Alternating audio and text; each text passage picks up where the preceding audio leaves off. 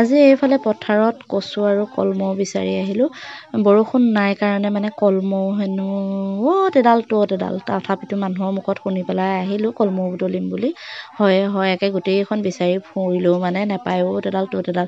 আৰু কচু মানুহে কয় ওলাওঁতে খাবা আৰু সোমাওঁতে খাবা। গতিকে এতিয়া কচু খাবলৈ মানে বহুত বেছি ভাল হৈছে আৰু যিহেতু বৰষুণ পৰিলে খাব নোৱাৰি খজুতি উঠে, সেইকাৰণে একদম মানে এতিয়াই বোলো বৰষুণ নহওঁতেই কচু কেইডালমান আনি খাই লওঁ। আৰু বিশেষকৈ মা আহিছে, মাহঁতত আমাৰ তাত মানে কচু পাবলৈ নাই, গতিকে মা আৰু দেউতা আহিলে বিশেষকৈ আমাৰ মাছ মাংস খোৱাত আপত্তি নাই, কেৱল খালি কচু আৰু কলমৌ এইকেইটা খাবলৈ কিন্তু বহুত বেছি মানে কি ক'ম আৰু মন যায় হেনো মাহঁতৰ।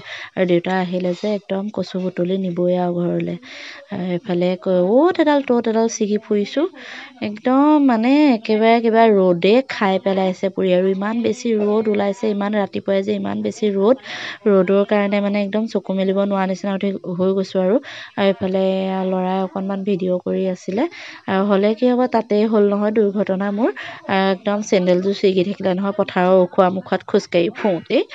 মানে কি ক'ম আৰু কচু বুটলিব গৈ পেলাই মানে মোৰ চেণ্ডেলযোৰহে ছিগি আনিলোঁ। আৰু এইফালে ত'ত এডাল ধুনীয়াকৈ কচু বুটলি আনিলোঁ, আকৌ কলমৌ বুটলি আনিলোঁ। আৰু এইফালে কচুখিনি দেখিছেনে ধুনীয়াকৈ বহাই দিলোঁ বাচি কুচি লৈ পেলাই। আৰু এয়া কণ বিলাহী ঘৰতে লাগি আছে, কণ বিলাহী আৰু কচুৰ মানে জোল খাবা আৰু। জোল নহয় মানে একদম ভাজি নিচিনাকৈ খাওঁ আমি। আৰু এয়া ধুনীয়াকৈ বনাই ল'লোঁ। ইয়াতে মই কেইবাবিধো দিছোঁ, যিহেতু মানে ইয়াত মেচন্দৰি দিছোঁ, তাৰপিছতে আকৌ নৰসিংহ পাত দিছোঁ, মান ধনিয়া দিছোঁ, আৰু জলকীয়া পুৰা দিছোঁ, মানে একদম জ্বলা হোৱাকৈ জলকীয়া পুৰা মিহি মিহিকৈ কাটি পেলাই দি দিছোঁ। আৰু আজি একদম কচু ভাজিখন খাবা আৰু বহুত বেছি টেষ্টি হয় খাবলৈ। মানে এইকেইটা দিনতে একদম পথাৰত মানে কচু ঢেকীয়া বিচৰা মানুহ বহুত। আৰু এইফালে একে ধুনীয়াকৈ থালিখন লৈ ল'লোঁ। আৰু এয়া চাওকচোন মোৰ আজি থালিখনত কি আছে দেখিছে, এইফালে পাপৰ আছে, এইফালে আছে কচু, লগতে ছজনা পাতৰ মানে ভাজি। ছজনা মানে গছজোপা বহুত বেছি ওখ হৈ গৈছিলে, গতিকে ছজনা ডালকেইটা কাটিলে, আৰু ছজনা বেছি নহয় 6-7ডালমান ওলালে, কিন্তু ছজনাৰ পাতখিনি আকৌ মায়ে ধুনীয়াকৈ বাচি কুচি দিলে।